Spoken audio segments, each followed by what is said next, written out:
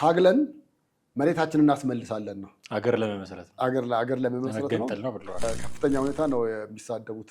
የሌባ ስብስብ የሚል ንግግር ነው ቃል በቃል የተናገሩት። እስከዛ ግን በማስፈራሪያነት ነው የሚጠቀሙት እና እንገነጠላለን ኢትዮጵያ የሚል አንድ ኢትዮጵያ በጋራ መኖር አለብን ብለው የሚያስቡ ሰዎች በዚህ እንደሚጨነቁ ይታወቃል። ከፌደራል መንግስት ጋር እንሰራለን ብለን ሙሉ ለሙሉ እጅ ሰጥተን ከነሱ ጋር ብንቆይ አንድ በአንድ ምን ያደርጉናል?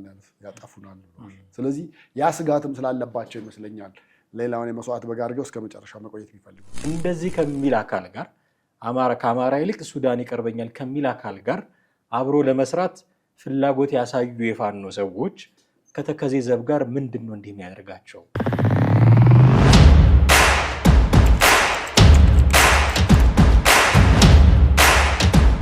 ሰላም ጤና ይስጥልን። እንዴት አላችሁ ውድ ቤተሰቦቻችን? ይህ ዘኢትዮጵያ የዩቲዩብ ቻናላችን ነው። ቴዎድሮስ ካሳና አማሃ ደገፋ በወቅታዊ ፕሮግራም ወደ እናንተ መተናል። በዛሬው ፕሮግራማችን ሱዳን አለ የሚባለው አርሚ 7 ከዚህ ከትግራይ ክልል በአማራና በሱዳን ድንበር በኩል አድርገው ወደ አርሚ 7 ለመቀላቀል ጥረት የሚያደርጉ ሰዎች አላማቸው ምንድን ነው? ባለፈው ሰሞን ደግሞ ሽራሮ አካባቢ የድሮን ጥቃት የደረሰባቸው ወደ ሱዳን ሊሄዱ የነበሩ የአርሚ 13 አባላት አሉ። እነሱን አስመልክቶ ጀነራል ምግበይ ኃይልም ደግሞ የተናገረው ነገር አለ እና ከፋኖ ጋር ተያይዞ የተነሱ ስለ ተከዜ ዘብም ጭምር ስለ ወልቃይትም ጭምር የተነሱ በርካታ ነገሮች አሉ። እነዚህን እየዳሰስን ነው ዛሬ ቆይታ የምናደርገው። ቴዎድሮስ ካሳና አማሃ ደገፋ ከእናንተ ጋር ቆይታ እናደርጋለን። እስከ ፕሮግራማችን ፍጻሜ ድረስ አብራችሁን ቆዩ። እንዴት አለህ ቴዲ? እንዴት ነህ? ሰላም ነው አለን። አንድ ከፕሮግራማችን በፊት አንድ ድምፅ እየሰማን ነበረ። የአርሚ 7 አባላትን ያናገሩ ሰዎች ነበሩና አርሚ 7 ቤዝ ያደረገው ሱዳን ውስጥ ነው። እሱን ለመቀላቀል ግን ከዚህ ከትግራይ ክልል ከኢትዮጵያ የሚሄዱ ሰዎች አሉ። እነሱን ነው ያናገሯቸውና ዓላማቸውን ሲናገሩ ያስገረሙኝ ነገሮች ተናግረዋል። እስቲ ምንድነው ከሰማናቸው ነገር የታዘብነው እንድትነግረኝ። ምንድነው ማለት እንችላለን የአርሚ 7 ዓላማ? እነሱ አሁን የአርሚ 7 አባላት እንደተናገሩትን ሀሳብ ለመግለጽ ዋናው መሬታችንን ለማስመለስ ነው ያሉት። ቶታሊ መሬት ለማስመለስ ነው። ወልቃይት ማለት ወልቃይት ነው እንግዲህ ወልቃይት፣ ጠገዴ፣ ሰቲት ሁመራ እነሱን አካባቢዎች ሙሉ ለሙሉ የማስመለስ ፍላጎት እንዳላቸው ነው የተናገሩት። ታግለን መሬታችንን እናስመልሳለን ነው። ከዛ የዘለለ ፍላጎትም አላማም እቅድም የለንም ነው የሚሉት። እንግዲህ ይሄ ከሆነ አንደኛው እሱ ነው። መጀመሪያ አላማቸውን እንግለጽ። ሁለተኛ ከፋኖ ጋር የሚኖራቸውን ጥምረት በተመለከተና ግማሹ የፋኖ ክንፍ ደግሞ እንደውም ከኛ ጋር አብሮ አለ። በምናስመልሰው መሬታችንም ላይ ተቃውሞ አላገኘንባቸውም፣ ተስማምተዋል። እነሱ ፈቃደኞች ናቸው። ለመሬት ነው አይዋጉም። ለመሬት የሚዋጉ አይደሉም። ዋናው እሱ ነው። እነሱ ተጠይቀዋል እኮ እና እንደዛ ከሆነ እንዴት ነው እውነት የተባለውንም መሬት አስመልሳችሁስ ቁጭ ትላላችሁ? ከፋኖ ጋር ጸብ አይኖራችሁም ሲባል እነሱ ለ4 ኪሎ ነው አለ። እነሱ ለ4 ኪሎ ነው፣ እኛ ደግሞ አገር ለመመስረት ነው ብለዋል። ዞሮ መጨረሻቸው እሱ ነው። ግን በዛ ልክ እኔ አይታየኝም። ውስጡ ደግሞ ሌላ ነገር ነው ብለህ ነው የምትለው አንደኛ። ሁለተኛ የተከዜን ዘብ ኮሎኔል ደመቀን በከፍተኛ ሁኔታ ነው የሚሳደቡት። የሌባ ስብስብ የሚል ንግግር ነው ቃል በቃል የተናገሩት። እና እውነት በዛ ልክ ነው ወይ ብለህ ነገሮችን ስታይና ስታነብ ያሉትን ነገሮች መረዳት ትችላለህ። አሁን የህወሓትን ጉዞ አካሄድ ሲስተሙን ስቴፕ ባይ ስቴፕ እናየዋለን። መጀመሪያ ትንሽ ነገር ነው የሚጠይቅህ፣ ወይ ደግሞ ለአንተ የማይከብድ በጣም ትንሽዬ ነገር ነው የሚጠይቅህ። እሷን ስትሰጥ ቀጥሎ ደግሞ ጥያቄው ከፍ እያለ ልክ ልጅ እንዴት ነው ከስር መጀመሪያ ወተት ነው የሚጠይቅህ። ከዛ በኋላ ጥርሱ ማኘክ ሲጀምር ደግሞ ሌላ ወይ መግዛት የማትችለውንም ራሱ በርገር ሊጠይቅ ይችላል መጨረሻ ላይ። የህወሓት አካሄድም እንደዛ ይመስለኛል። አሁን አርሚ 7ንም በዛ መንገድ ነው የቀረጹት። ለዛ ይመስለኛል አሁን አንድ ጥያቄያችን መሬት ብቻ ነው ያሉት። እውነት በዛ ልክ ነው ወይ?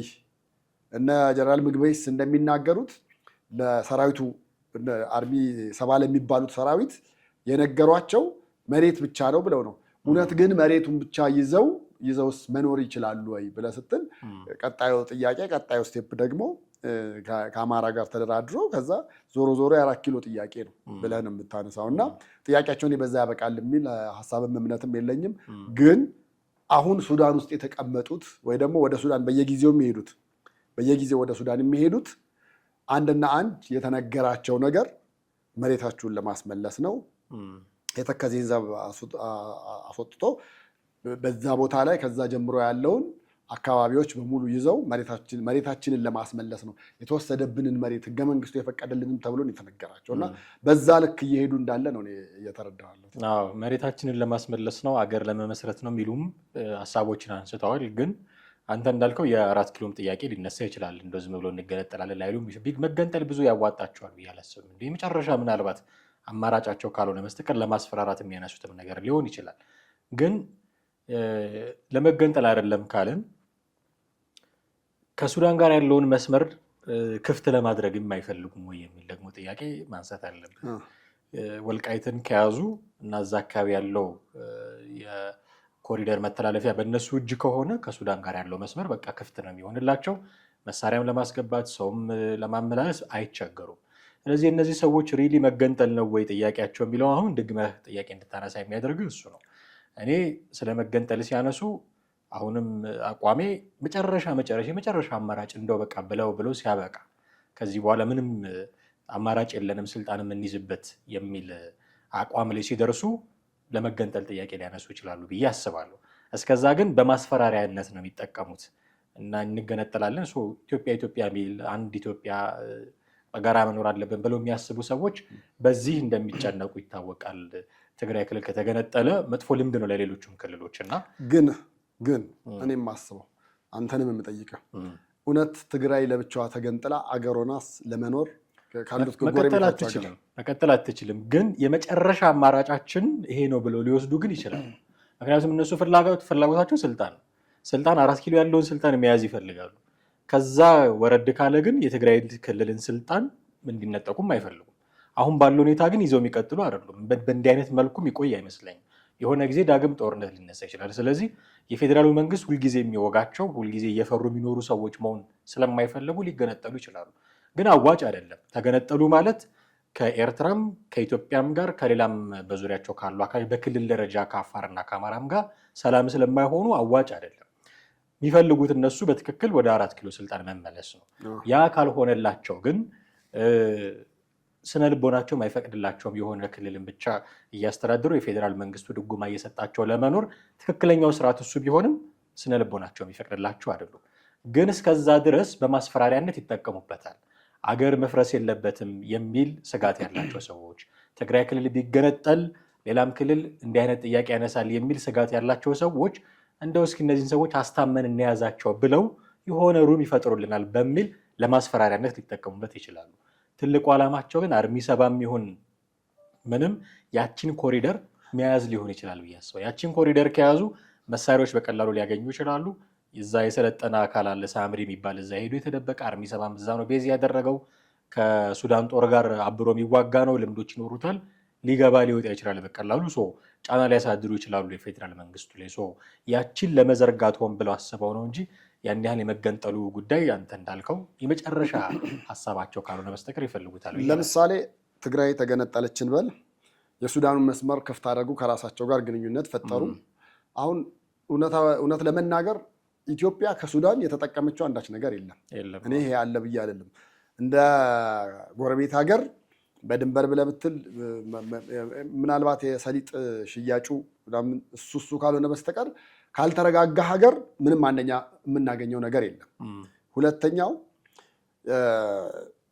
ህወሓት በእውነት የመጨረሻ አማራጭ አድርጎ ይወስደዋል የሚለውን ነገር ደግሞ ስናየው የመጨረሻ አማራጭ አድርጎ የመውሰድም ውሳኔ አይኖረውም ብዬ ነው የማስበው። እኔ ደግሞ በግሌ ከአንተ በተቃራኒ በሆነው ነገር ነው የማስበው። ምክንያቱም ያሉበት ጫናዎች አሉ። አንደኛ ኦባሳንጆ በቀደም እንደሄዱ ምንድን ያሉት ስልጣኑን መልስ ነው ቶታል ያሉት። በቃ የፕሪቶሪያው ስምምነት ይከበር የምትሉ ከሆነ ወደ ቀድሞ ነው። በነገራችን ላይ ያለ ፌዴራል መንግስት እውቅና እኮ መጥተው በዚህ አልፈው እዚህ አርፈው ነው አይደል እንደሄዱት። እሱን ሳይናገሩ አይሄዱ። በቃ እንዲበልልን መባሉ አይቀርም። ያው እሱማ የራስንም ሰው ትልካለህ እኮ የራስንም ሰው ትልካለህ። የአካባቢው ባለስልጣን ነው ትባላለህ፣ ወይ አመራር ነው ወይ የሆነ ነገር ነው ተብሎ ከኛም 1-2 ሰዎች ይዛችሁ ሂዱ እና እዛ አብረው ያሉትን ነገር ይስሙ፣ ያዳምጡት። ከዛ በኋላ የሚሆነውን ነገር ለውሳኔም ሳይሆን ቢያንስ ግን አዳምጦ ለፌዴራል መንግስት ያለውን ነገር የሚነግረው ማለት ነው። ኦባሳንጆ ደግሞ ሄደው ቀጥታ የፕሪቶሪያው ስምምነት እንመለስ ብላችሁ የምትሉ ከሆነ አሁኑኑ ስልጣኑን ልቀቁ የሚባል ነው።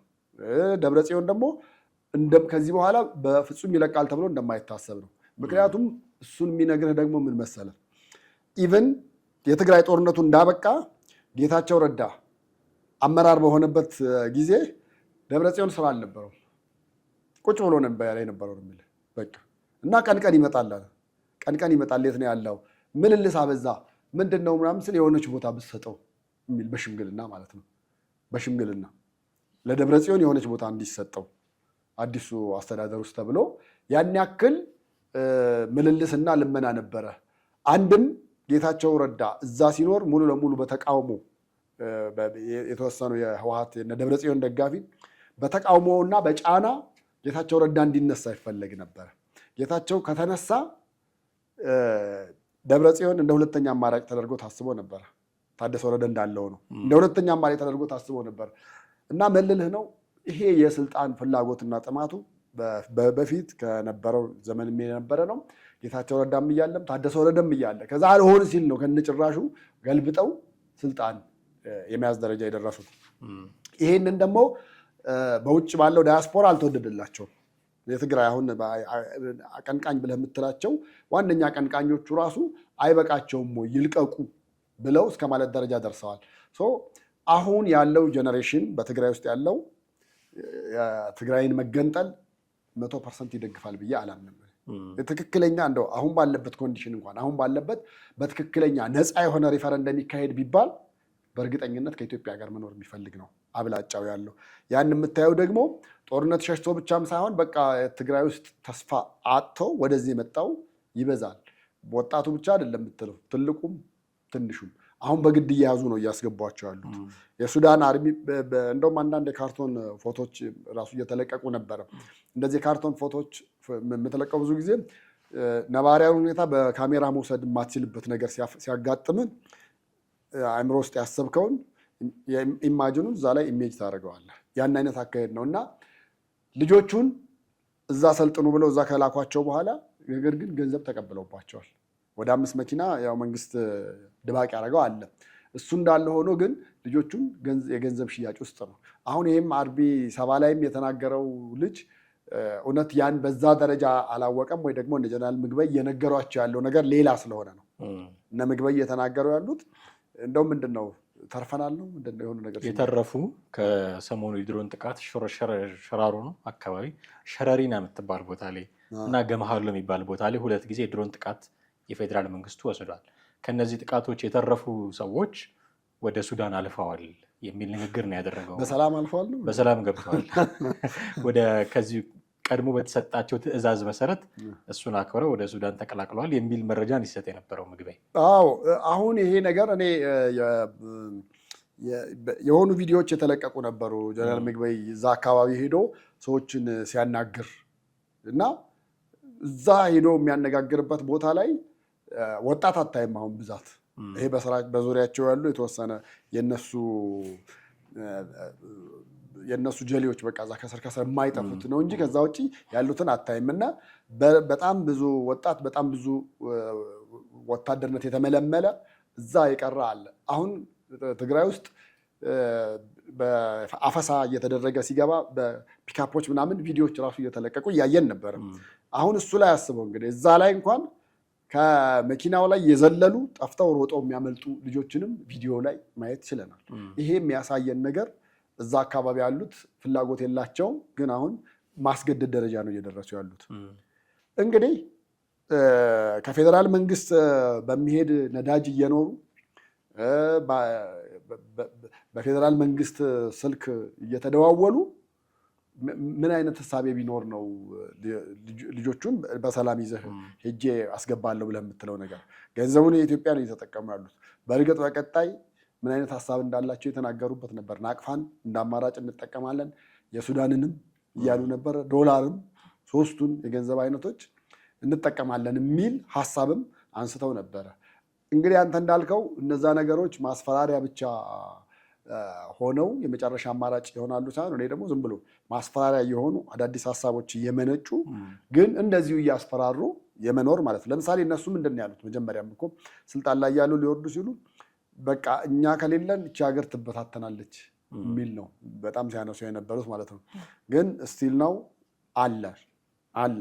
እንደውም የእነሱ መውረድ ያመጣው ጉዳት ነገር ቢኖርም ግን ደግሞ ጥሩ ነገሩ የበለጠ ያመዝናል ብዬ አስባለሁኝ። እና የነ ጀነራል ምግባይም ምናልባት ባለፈው የነበረው ስጋታቸው አይሎ ሊሆን ይችላል። ከፌዴራል መንግስት ጋር እንሰራለን ብለን ሙሉ ለሙሉ እጅ ሰተን ከነሱ ጋር ብንቆይ አንድ በአንድ ምን ያደርጉናል? ያጠፉናል። ስለዚህ ያ ስጋትም ስላለባቸው ይመስለኛል ሌላውን የመስዋዕት በግ አድርገው እስከ መጨረሻ መቆየት የሚፈልጉት። የአንድ የሰማነው ድምፅ ላይ የአርሚ ሰባ አባል የሆነው አይ ቲንክ ስሙን ሞገስ ነው ያሉት ካልተሳሳትኩኝ፣ ከእሱ ጋር በነበረው ቆይታ ላይ ሲጠየቅ ከነበረው ጥያቄ አንዱ ፋኖ ዝም ይላችኋል ወይ የሚል ጥያቄ ነው የተነሳለት። ወልቃይትን ስትወስዱ፣ ስትገነጠሉ፣ አገር ለመሆን ስትሰሩ፣ ኮሪደሩን ስትከፍቱ ፋኖ ዝም ይላችኋል ወይ የሚል ጥያቄ ፋኖ ከኛ ጋር ነው ያለው፣ የቅማንት ፋኖ አለ፣ የአገው ነው ያለው እንደዛ ፋኖ አለ እና አሉ ሌሎችም ፋኖች ከኛ ጋር የሚሰሩ ፋኖች አሉ እና እነሱ ለመሬት ስለማይዋጉ ለመሬት ስለማይታገሉ 4 ኪሎን ስለሆነ የሚያስቡት አንጣላም። አንድ እሱ። ሁለተኛ ህዝቡም እኛ እንደሚፈልገው አሸነፈን ከመጣን ሆ ብሎ በእልልታ ይቀበለናል የሚል ነገር ሲያነሳ ነበረ። ሪሊ ከነዚህ ፋኖ እነዚህ አሁን የቅማንት የምንላቸው እንደ ፋኖ መግለጽ እንችላለን ወይ? ቅማንት የምንለውን የአገው የምንለውን ፋኖ ናቸው ወይ? ሪሊ የሚደግፈውስ ፋኖ የትኛው ነው? አሁን ፋኖ እየተከፋፈለ ነው በግልጽ በሆነ ሁኔታ። ድሮ ውስጡን ነበረ። አሁን መሳፍንት ወጥተው ያንን ነገር ከተናገሩ በኋላ ግልጽ የሆኑ ልዩነቶች ከቲፒኤልኤፍ ጋር እንሰራለን አንሰራም የሚል ግልጽ ልዩነት አለ። የትኛው ፋኖ ነው ከነ አርሚ ሰባ ጋር የሚሰራውስ ብሎ ማለት ይቻላል? አርሚ ሰባ ጋር የሚኖረውን ሀሳብና ስሜት እኔ ዘመነን በተወሰነ መንገድ የሚጋራው ካልሆነ በስተቀር ፋኖ በዛ ልክ ከነሱ ጋር ለመስራት ያን ያህል የሚፈልገው ነገር ያለ አይመስለኝም። ምክንያቱም ኃይል ለመጨመር ካልሆነ በስተቀር የህወሓት ታጋዮች ወይ ደግሞ አርሚ ሰባው ለፋኖ ያስፈልገዋል ብዬ ማመን አልችልም። ይሄን ለማመን ይቸገራለሁ። ምክንያቱም የትኛው አንደኛው ይሄ በፊት የነበረው የትርክቱም ጸብ ምናምን አለ። ገና ህወሓት ጫካ ውስጥ እያለ በማኒፌስቶ ደረጃ እንኳን ጽፎት የነበረው ለአማራ ህዝብ ያለው አመለካከት እዛ ላይ የሆነ ነገር አለ። ሁለተኛ እነኚህ ሰዎች ልክ እንደ ባለፈው ልክ በደርግ ጊዜ እንደነበረው በእኛ ላይ ተሸጋግረው 4 ኪሎ ሊገቡ ከዛ በኋላ አፍንጫህን ላስልሉ ይችላሉ። እነዛ ስጋቶች በእርግጠኝነት ይኖራሉ እንጂ ያን ያህል በዛ ደረጃ ተማምነህ አብረህ ልትዘልቀው የምትችለው አይነት ነገር የለም። እርግጥ ነው ፋኖና ህወሓት ወይ ደግሞ አርሚ ሰባ የምንለው ዓላማቸው ተመሳሳይ ስለሆነ ወይ ደግሞ በጣም 100% ባይመሳሰል እንኳን ተቀራራቢ ስለሆነ ጥያቄያቸው መቀራረብ አይነት ስሜት ስላለው እርስ በርስ ግጭት ውስጥ ላይ ገቡ ይችላሉ፣ ሊተጋገዙ ይችላሉ። አንዱ በአንደኛው መሬት ላይ ለማለፍ የማርያም መንገድ መክፈት ብቻ አይደለም። ገባ በቤቴ አይነት ነገር ቁጭ ብለህ በደንብ ተስተናግደህ ምናምን የምትሄድበት አይነት ነገር እንደዛ ነው የሚሆነው። እና አሁን ልጁ ይሄ አርሚ ሰባ ላይ የተናገረው ልጅ እንዳለው የተለየ ነገር ኖሯቸው ጸብ ውስጥ ሊገቡ አይችሉም። ሱዳን ውስጥም አንድ ካምፕ ሊኖሩ ይችላሉ። ኤርትራ ውስጥ ነበረ እንደውም በብዛት ሲነገር የነበረ አንድ ካምፕ ውስጥ እየሰለጠኑ ነው ምናምን የሚል ነገር ማለት ነው። ስለዚህ እኔ አብሮ የመቀጠል እንትኑ ሰፊ ነው ብዬ እላለሁኝ። እነዛም መሬታቸውን እየጠየቁ ፋኖ የሚያራክሉን ጥያቄ እየጠየቀ ሊቀጥል ይችላል። እንደውም ምንድን ነው ያለው? ከኛ ጋር ከተዋጋ 10 ዓመት ሙሉ ከጫካ ላይወጣ ይችላል፣ ፋኖ ላያሸንፍ ይችላል፣ 4 ኪሎ የሚሄደውን መንገድ የምናሳጥርለት እኛ ነን አይነት ነገር ነው ንግግራቸው። እና በዛ ልክ ይሆናሉ ብዬ አስባለሁ። አርሚ ሰባ ያለው አካባቢ ያለው ፋኖ ይኖራል፣ አሁን ሊኖር ይችላል። አሁን በምናየው አይነት መንገድ እኮ በአንድ ቦታ ብቻ አይደለም፣ በጣም በብዙ ቦታ ነው እየተንቀሳቀሰ ያለው። መበታተኑም መለያየቱም በዛው ልክ ቢሆንም እንደዛ በየቦታው ተቀምጦ ነው ያለው ብዬ ነው የማስበው። እና ይኖራል፣ ባስፈለገ ጊዜ ለመተጋገዝ ተስማምተው ሊቀጥሉ ይችላሉ። ለተከዜ ዘብ ያሳዩት ዝቅተኛ አመለካከት የጤና ነው ወይ? አሁን የሌባ ስብስብ ነው ብለው ነው ያለፉት። እነ ኮሎኔል ደመቀ ዘውዱ ነው እዛ አካባቢ ያለውን ኃይል የሚመሩት። በደንብ እንደሰለጠነ ምናምን ነው የሚናገሩት በአብዛኛው። እነሱ ደግሞ ከመንግስት ጋር ነው የሚሰሩትም ጭምር። ስለዚህ የትጥቅ ችግርም ላይኖርባቸው ይችላል። እና አሁን ፋኖ አብሮን አለ ሲሉ ሱዳን መግባት ነው የምንፈልገው፣ መገንጠል ነው፣ እንደዚህ መሬቱን ነው የምንፈልገው ሲሉ የተከዜ ዘብ እዛ ጋር አንድና አንድ የተቋቋመበት ዋና ዓላማ ቲፒኤልኤፍ ወደዚህ ዝር እንዳይሉ ተከዜን ተሻግሮ ከመጣ ምታው ነው በቃ። የተጻፈ ባይኖርም ባልተጻፈ ህግ የሚስማሙት በዚህ ነው። አንድ የቲፒኤልኤፍ ወታደር ተከዜን መሻገር ካሰበ በቃ በለው የሚል አይነት ነው። እና እንደዚህ ተዘጋጅቶ እነሱን የሚጠብቅ አካል ባለበት ምድር ላይ እነሱ የሌባ ስብስብ ናቸው ብሎ ቀለል አድርጎ ማለፍስ በዚህ ልክ ጤነኝነት ነው ወይ ብዬ ይሄ ልክ ነህ። እኔ የጤነኝነት ሀሳብም ስሜትም አይደለም። ምናልባት ያው አለቆቻቸው የነገሯቸውን ጀነራል ምግበይ የነገሯቸውን ነው እዛ ላይ ስብሰባቸው ላይ ያነሱትና የተናገሩትን ሀሳብ ይመስለኛል ይሄኛው ልጅ ሊደግም የቻለው። እሱ ብቻም አይደለም። እኔ አሁን የተከዜ ዘብም ራሱ የሚያሳስበኝ በቀደም የኦንላይን ውይይታቸውን እየሰማሁኝ ነበረ እና በሚገርም ሁኔታ ከብልጽግና መንግስት ተከዜ ዘብን ለይተን አናየውም የሚል ሀሳብ ነው ሲንጸባረቅ የነበረበት በአብላጫው ነው የምልህ። እና ከብልጽግና መንግስት የተለየ አድርገን አናየውም። እንደው በአደባባይ ላይ ወጥቶ እኛንን ሾመን ሁሉን ነገር አሟልተን መሳሪያ ሰጥተን ደሞዝ ቆርጠን አበል ከፍለን ያሰለፍናቸው እኛንን የሚል ከመንግስት በኩል መግለጫ አልመጣም እንጂ 100% የመንግስት ተቀጽላዎች ናቸው ወይ ደግሞ የመንግስት አጋዥ ሆነው እዛ አካባቢ ያሉት የሚል ነገር ነው። በሌላ በኩል ደግሞ አሁን ውጭ ያሉትም የፋኖ ደጋፊ ነን የሚሉ ዲያስፖራዎች አንድና አንድ ስጋታቸው ይሄንን የተከዜ ዘብን መንግስት እንደፈለገ የመጨረሻ ካርታ መጣያ ሊያደርገው ይችላል ነው። ከፈለገ ሊያስቀጥለው ይችላል፣ ከፈለገ ላያስቀጥለው ይችላል። እሱ እውነት አለው። በዚህ ንግግር ላይ ምንም የማያስማማ ነገር አለ ብዬ አላስብም። ያለ መንግስት እውቅናና ድጋፍ እስከዛሬ ድረስ መቀጠልም መቆየትም አይችልም ነበር ነው።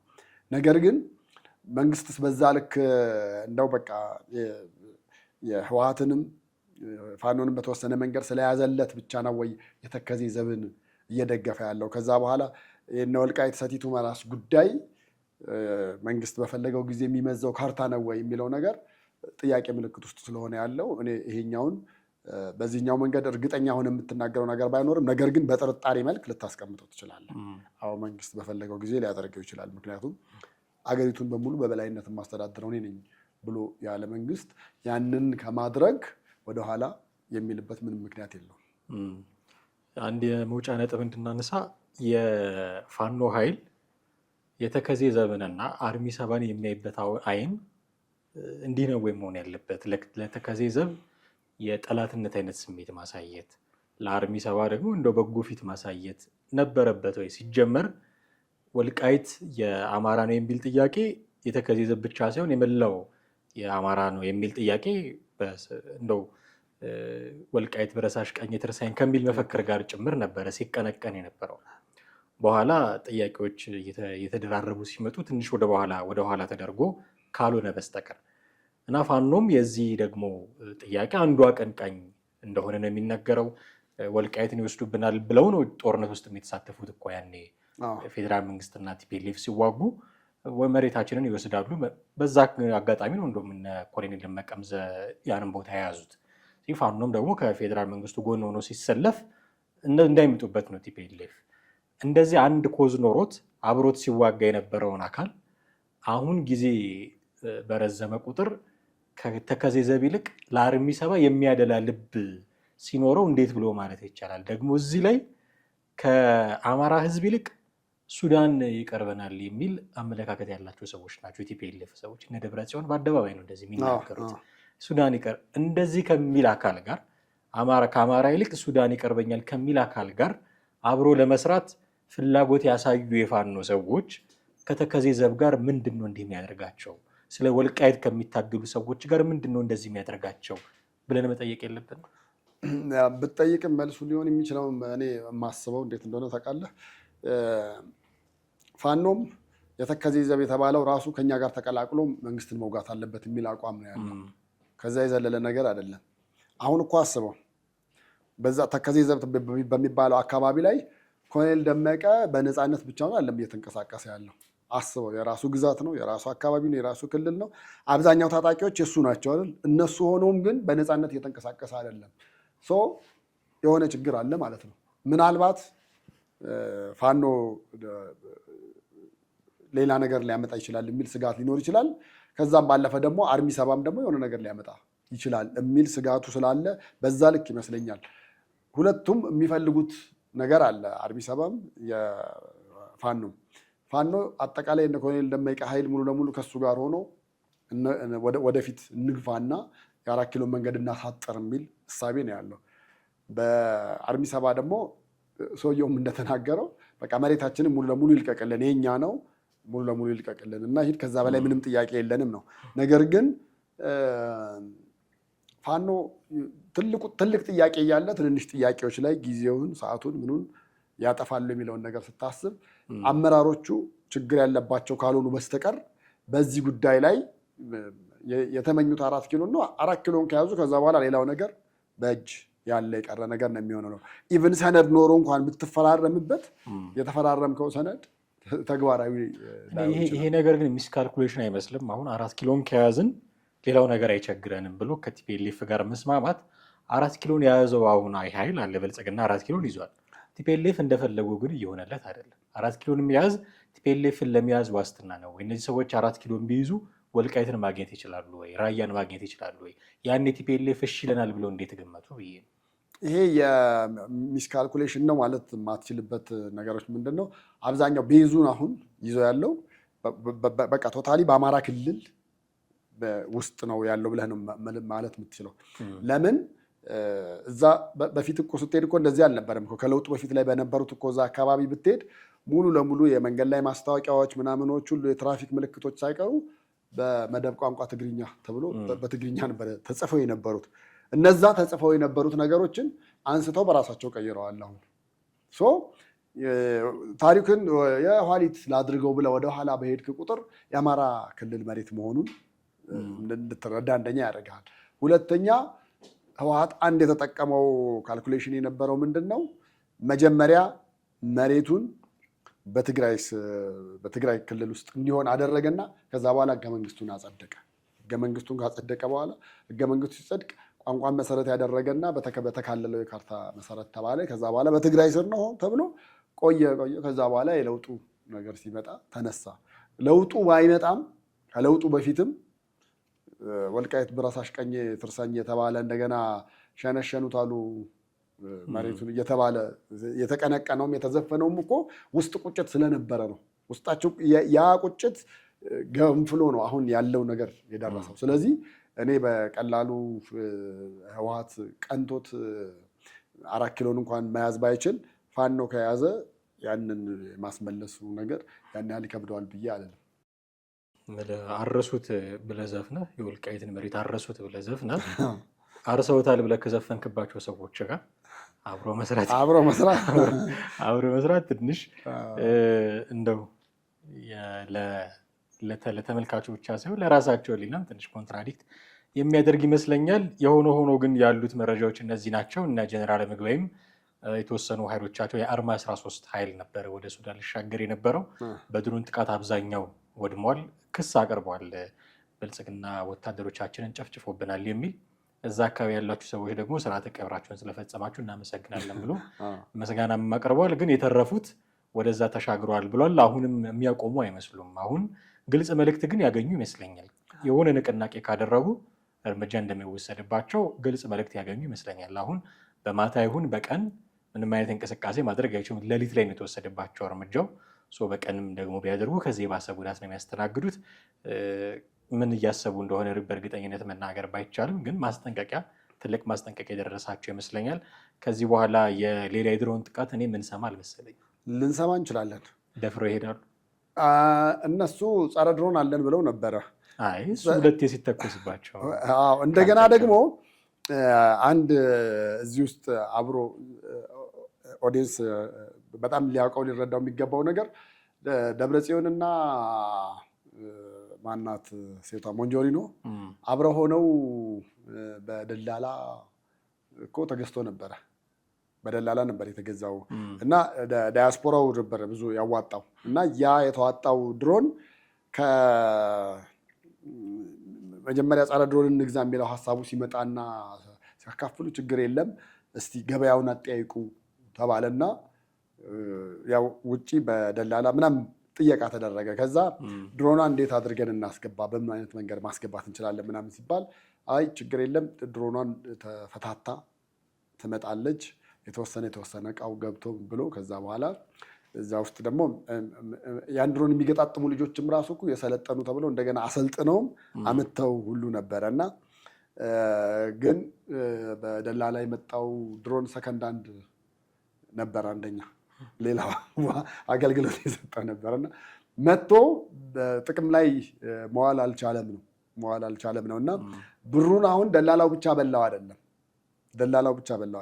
ሞንጆሪኖ እና ደብረጽዮንን በልተውታል ነው። ከዛ ውጭ ደግሞ ውጭ ሆነው ይሄ የማሻሻጡን ስራ ይሰሩ የነበሩት እነሱም ገንዘቡን በልተውታል የተባለውና ዲያስፖራው በዚህም ያኮረፋቸውና ተስፋ የቆረጠ እንደሆነ ያወጣው መረጃ ወጣ የተባለው ገንዘብ ግን ትንሽ አልተገነም። $400 ሚሊዮን በጣም እኮ ቱማች ብዙ ገንዘብ አዲሱን መግዛት የሚችል ይመስላል። እንደው እኔ አሁን የኢትዮጵያ መንግስት ድሮን ሲያስገባ ለአንድ ድሮን ይሄን ያህል ነው እንደሚከፍል በጣም $400 ሚሊዮን እኮ በጣም ብዙ ገንዘብ ይመስለኛል። እኔ እንትን ነው ይሄ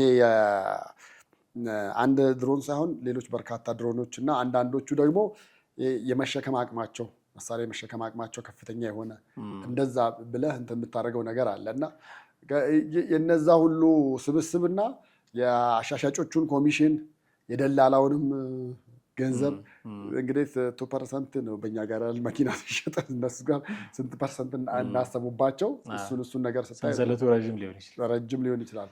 በዛም ጭምር ነው የሆነው ሆኖ አልተሳካላቸውም። እኔ መምጣቱንም እርግጠኛ አይደለም ለፕሮፓጋንዳ ፍጆታ አውለቷል የሚል ግምት ነው ያለኝ። መምጣቱንም እርግጠኛ አይደለም የድሮን መቃወሚያ መጥቶም ግን ከሆነ አልተሳካላቸውም።